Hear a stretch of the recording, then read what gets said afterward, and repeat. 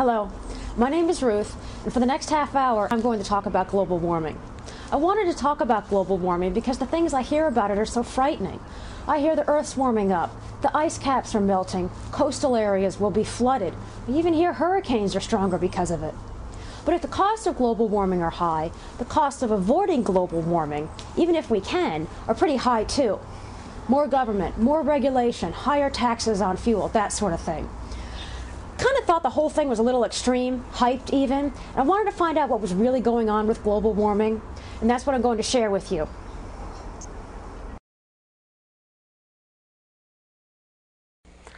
I wanted to start by telling you what I meant by global warming, because I found that some people use the term global warming to mean different things. On one side, people use the term to indicate the Earth is warming by about 1 degree Fahrenheit over the last 100 years. But they're neutral about the cause. While they recognize that humans can have an impact on climate, they also recognize that there's a lot more on this Earth besides us. Our climate can be affected by meteors, solar activity, ocean currents, just to name a few. On the other side are people who use the term global warming to mean the Earth's temperature is rising, but it's caused by humans. It's caused by human activities such as driving and operating factories. It's not really important which definition you go with. The key thing to keep in mind is that enough scientists and politicians were concerned about climate change that they negotiated the Kyoto Protocol. The Kyoto Protocol is an international agreement that calls for reductions in greenhouse gases like methane, nitrous oxide, but the biggie is carbon dioxide. It calls for an average of 5.2% in reduction of greenhouse gases. It applies to industrialized countries like the United States, Japan, Germany, but it does not apply to industrializing countries like China, India, Mexico.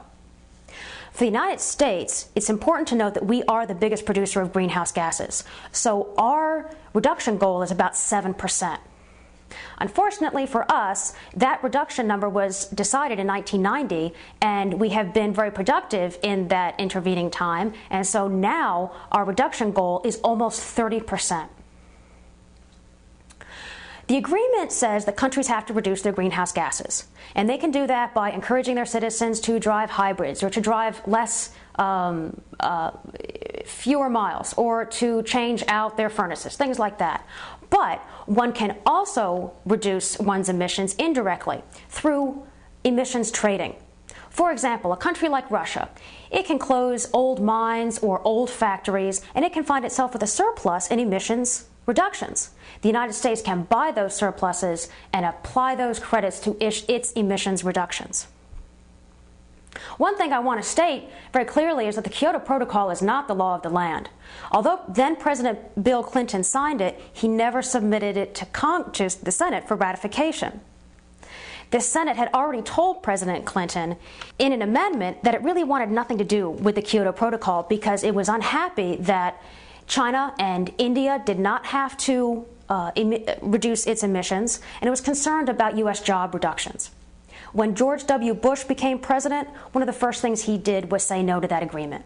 Now, if the Senate had passed the Kyoto Protocol, or if the U.S. Congress ever decides to adopt a Kyoto Protocol-like arrangement, we're going to have to make some dramatic changes in our economy to meet that 30% reduction. Driving less, upgrading our investment in plants. We may even have to go nuclear. With such a dramatic change on the horizon that would be so expensive, I really wanted to understand more about the science of the Kyoto Protocol, and that's what I'm going to investigate in my next segment.